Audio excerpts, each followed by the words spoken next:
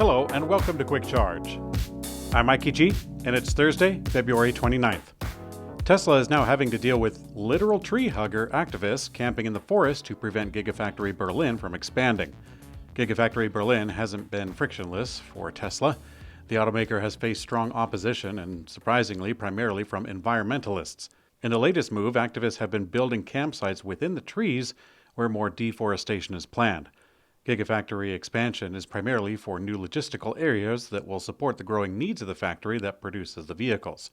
Now, interestingly, based on the pictures, it looks like the activists set up camp in a managed forest instead of a natural one. There have been examples of environmental groups being funded by fossil fuel interests in the past, but today we have no such evidence.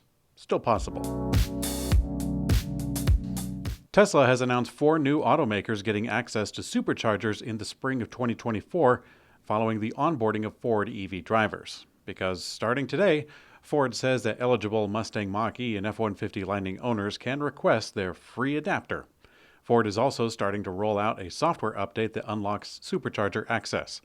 Now, Tesla updated its website with a new page about NACS enabling charging for all, and it lists the Big Blue Oval along with other automakers Volvo, Polestar, General Motors, and Rivian.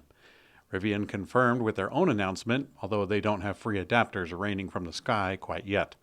In other charging news, Ford's upcoming electric vehicles may include an 800-volt fast-charging architecture as it looks to keep pace with rivals like Porsche, Hyundai, and Kia. Now, in the patent application, Ford details an 800-volt fast-charging system for EVs that uses a multi-voltage charging circuit, the first at 400 volts and the second at 800 volts.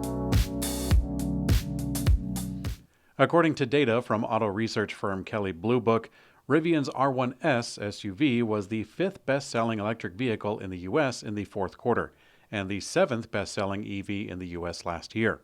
The achievement comes despite Rivian introducing leasing for the R1S just last month.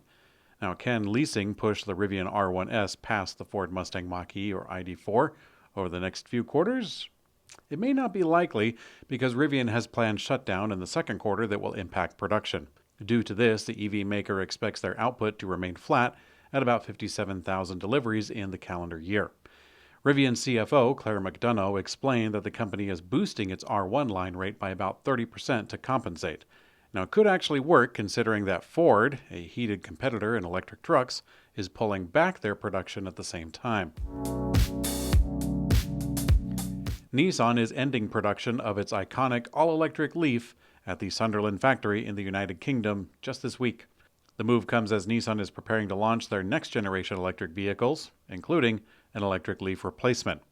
A Nissan spokesperson said, quote, "After 13 years of great success, the current generation of Nissan Leaf, the world's first mass-market 100% electric vehicle, is approaching the end of its life cycle in Europe." Now, taking a look at stateside, production is expected to end here in 2025. We might get the old Leaf a little bit longer, but there is no light at the end of the tunnel for us. Sources told Automotive News that Nissan is not planning production of the new Nissan Leaf here in the USA. EV startup Canoo is making progress. Most recently, Canoo's rugged American Bulldog electric pickup was spotted testing near its manufacturing facility.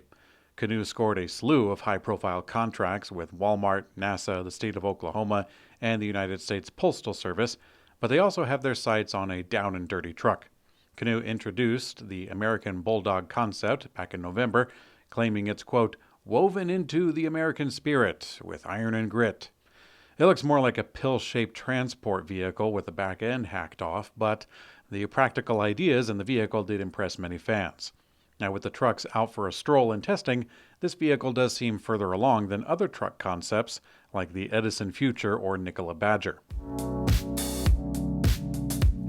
In today's community comment found on YouTube, Martin Woods says, "Great day for Polestar investors. Yesterday, Polestar was up over 30% at one point, finished the day up 22% after good news about raising $1 billion approximately to secure growth going forward." Yes, that is great news for Polestar, and I'm excited to see where they take it.